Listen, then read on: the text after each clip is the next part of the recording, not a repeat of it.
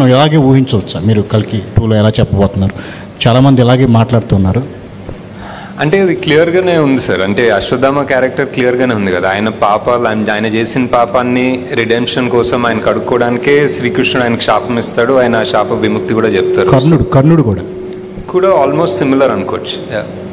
అంటే ఇందులో క్యారెక్టరైజేషన్స్ అంటే చాలామంది స్టార్స్ను డీల్ చేశారు, కథను డీల్ చేశారు, ఇలా సెట్టింగ్స్ని కూడా చాలా డీల్ చేశారు. ఏది మీకు చాలా కాంప్లికేటెడ్గా అనిపించింది?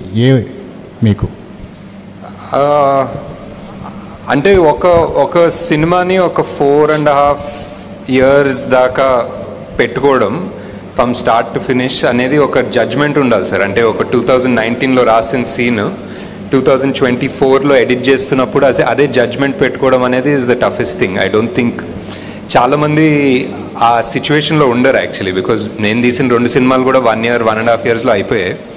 సో ఒక 4-5 yearsలో అదే జడ్జ్మెంట్ అండ్ పర్స్పెక్టివ్ పెట్టుకోవడం అనేది ఒక డిఫరెంట్ స్కిల్ సెట్. అది కొంచెం కష్టం అనిపించింది.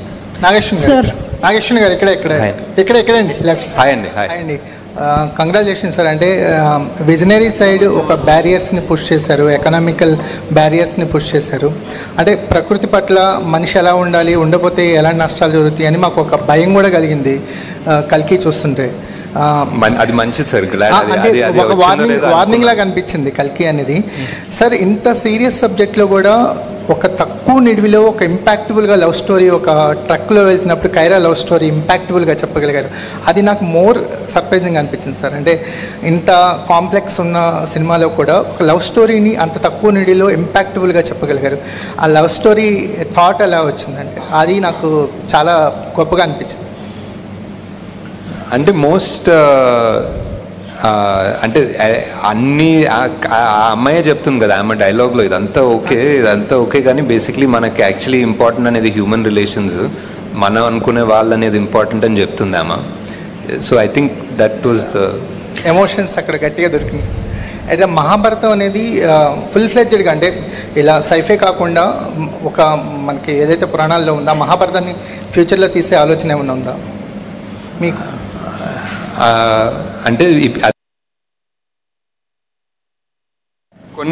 కొన్ని మోర్ క్లారిటీగా ఇంకా పార్ట్ 2లోనే తెలుస్తాయి sir. Nagashwin, this is Sangeeta here. Hi. You started writing this story about 4 years ago, approximately. At what stage of scripting did you? Thank you. So, Nag, oka nishamu. So, I wanted to taking over from the women characters. You have some really wonderful women characters in this film and always in your previous films. But somehow I felt they were not explored well. Deepika Ganiyandi, even Shobana, I felt bad about that she died early. Not just for the film story, but I thought she had so much potential. So now do you kind of feel that you could explore your women characters better? Is it one of your takeaways? There's just one more question, but yeah, definitely. And Shobana Garu is my favorite also, and some part of her we had to also trim towards the end of the film.